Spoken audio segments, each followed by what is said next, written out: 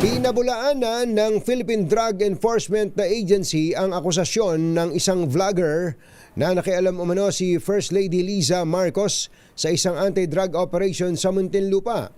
Sa isang video sa YouTube ni Claire Contreras o mas kilala sa tawag na Maharlika, inakusahan nito ang unang ginang na tumulong sa isang drug personality na inaresto umano ng PIDEA sa Ayala, Alabang Village nitong unang bahagi ng Disyembre.